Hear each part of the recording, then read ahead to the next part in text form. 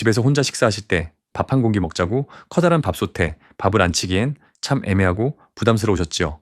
그렇다고 매번 냉동실에 얼려둔 밥을 데워 먹자니 김이 모락모락 나는 그 따끈하고 찰진 맛이 나지 않아서 아쉬우셨을 겁니다. 햇반이라도 사다 두면 다행이지만 그것마저 뚝 떨어져서 난감했던 경험 다들 한 번씩은 있으실 텐데요. 제가 오랫동안 식생활 교육을 해오면서 혼자 계실 때도 정성스럽고 따뜻한 밥을 가장 쉽게 드실 수 있는 방법이 없을까 참 많이 고민했습니다. 그런데 밥솥도 필요 없고 불도 쓰지 않으면서 단 10분 만에 갓 지은 새 밥을 머그컵 하나로 뚝딱 만들어내는 묘법이 있습니다. 단순히 쌀에 물을 부어 돌리는 것처럼 보여도 밥알이 서릭지 않고 윤기가 흐르게 만드는 아주 작은 순서와 물 맞추는 비법이 따로 있습니다. 오늘 그 실패 없는 명확한 요령과 함께 이 머그컵 하나로 아침 식사나 출출한 저녁에 속을 편안하고 든든하게 채울 수 있는 3가지 생활 요리까지 아주 알차게 풀어드리겠습니다.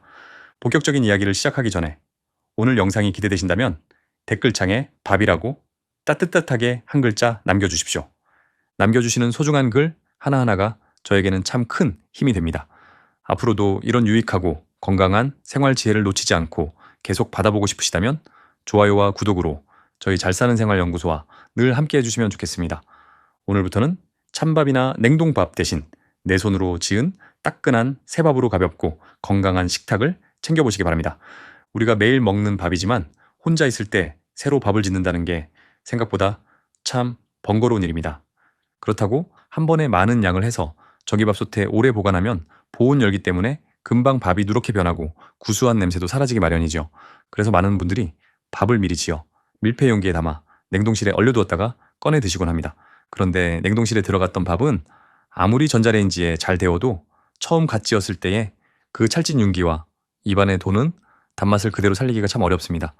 쌀에 들어있는 전분 성분이 얼고 녹는 과정에서 수분이 밖으로 날아가기 때문에 어딘가 모르게 푸석하고 깔깔한 느낌이 남게 되죠. 제가 식생활 관리를 해오면서 늘 강조하는 것 중 하나가 바로 소화가 잘 되는 따뜻한 음식을 제때 챙겨 드시는 것입니다.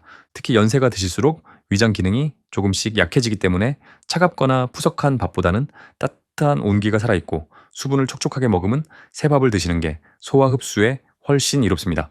오늘 알려드리는 머그컵 밥짓기는 번거롭게 밥솥을 통째로 씻을 필요도 없고 딱 내가 먹을 만큼 한 공기만 조리하기 때문에 버려지는 음식도 전혀 없습니다. 갓 도정한 쌀의 영양과 구수한 풍미를 온전히 지키면서도 내 몸이 가장 편안하게 받아들이는 따뜻한 새밥을 매 끼니마다 간편하게 대접할 수 있는 가장 지혜로운 방법입니다. 그럼 이제 실패 없이 고슬고슬한 컵밥을 짓기 위한 구체적인 방법을 말씀드리겠습니다. 가장 먼저 밥을 지을 그릇, 즉 컵을 잘 고르셔야 하는데요. 집에 굴러다니는 아무 컵이나 쓰시면 안 됩니다. 반드시 도자기로 구워진 두툼하고 입구가 넓은 머그컵을 준비해 주십시오. 두께가 얇은 유리컵이나 입구가 좁은 대접은 밥이 끓어 넘치기 아주 쉽고 열이 고르게 전달되지 않아서 아래는 타고 위는 서리는 원인이 됩니다. 가마솥이나 뚝배기처럼 두께감이 있어야 열을 품고 골고루 뜸을 들여주기 때문에 도자기 머그컵이 가장 안전하고 좋습니다. 이제 쌀을 담아 볼 텐데 이때 계량은 종이컵을 활용하시면 아주 편합니다. 보통 성인 한 분이 한 끼 드시기에 가장 알맞은 양은 종이컵의 80% 정도입니다. 만약 오늘 평소보다 양을 조금 넉넉히 드시고 싶다면 종이컵 가득 채우셔도 괜찮습니다. 양을 정하셨다면 이제 쌀을 씻어야 하는데 여기서 아주 중요한 요령이 하나 있습니다. 첫물은 쌀에 물을 붓자마자 가볍게 한번 휘저어서 바로 따라 버리셔야 합니다. 바짝 말라있던 쌀알은 첫물을 가장 빠르고 깊게 흡수합니다. 그렇기 때문에 첫물에 쌀을 오래 담가두면 쌀 겉면에 묻어있던 먼지나 묵은내가 밥물에 그대로 배어들게 됩니다. 첫물을 재빨리 버린 다음 두세 번 살살 비벼가며 헹구어 주시면 맑고 깔끔한 밥맛을 낼 수 있습니다. 깨끗이 씻은 쌀은 머그컵에 넣고 한쪽으로 쏠리지 않도록 컵을 톡톡 쳐서 평평하게 펴주십시오. 마지막으로 가장 중요한 물을 맞출 차례입니다. 물은 종이컵으로 가득 한 컵, 양으로는 약 200ml를 부어주시면 됩니다. 기억해 두시면 좋은 것이 만약 집에 있는 쌀이 갓 수확한 햅쌀이라면 쌀 자체에 수분이 많기 때문에 물을 살짝만 덜어내 부어주시고 산지 조금 오래된 묵은 쌀이라면 물을 한두 숟가락 정도 더 넣어주셔야 밥이 부드럽고 촉촉하게 지어집니다. 이제 준비된 쌀과 물을 가지고 본격적으로 밥을 익혀볼 텐데요. 여기서 절대 그냥 머그컵만 전자레인지에 덜렁 넣으시면 안 됩니다.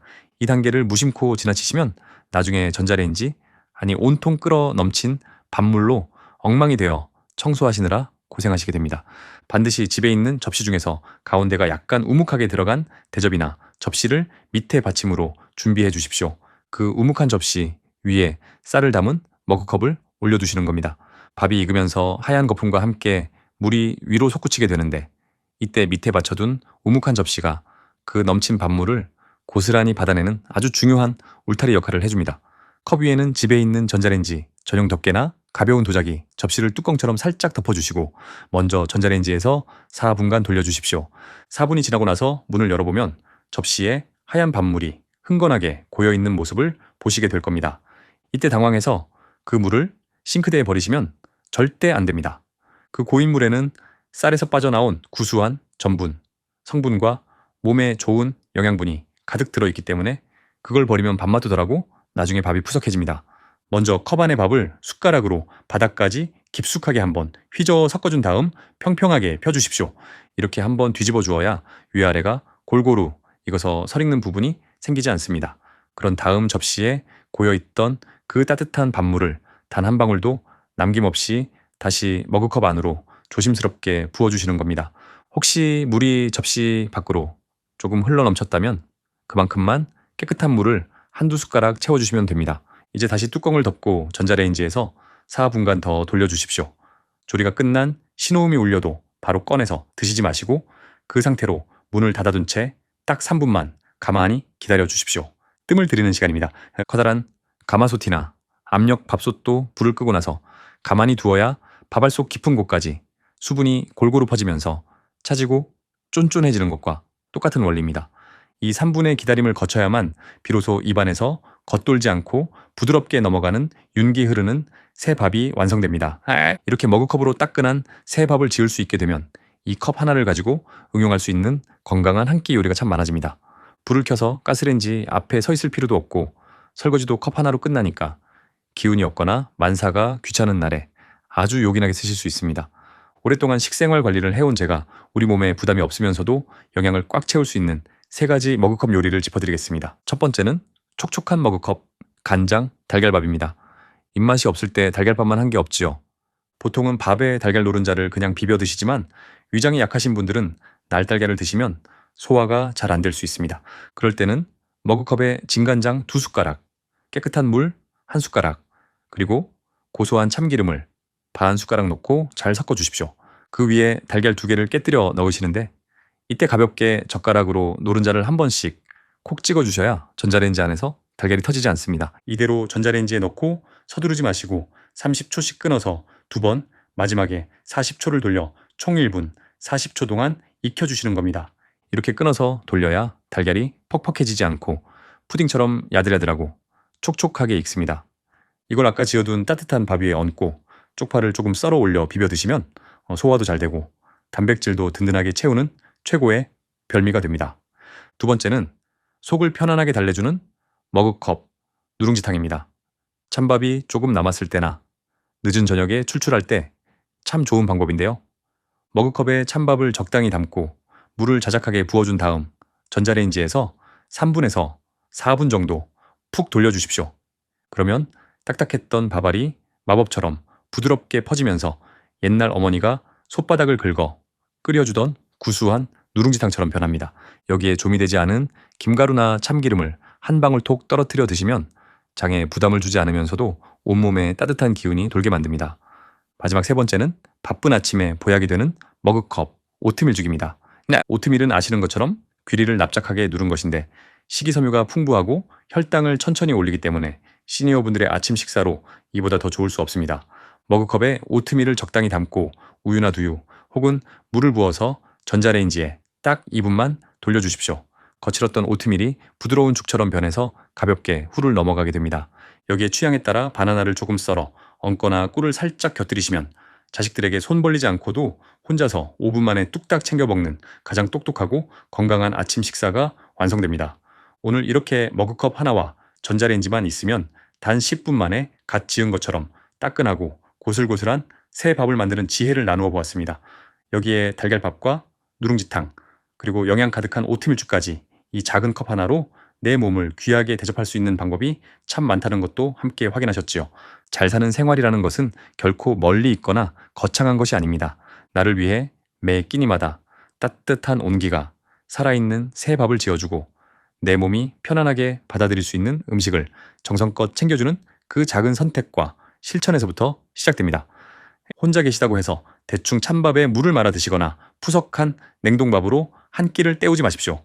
오늘 알려드린 이 지혜를 활용하셔서 오늘 저녁부터 당장 내 손으로 지은 따뜻한 새밥 한 그릇으로 내 몸과 마음을 든든하게 채워보시면 좋겠습니다.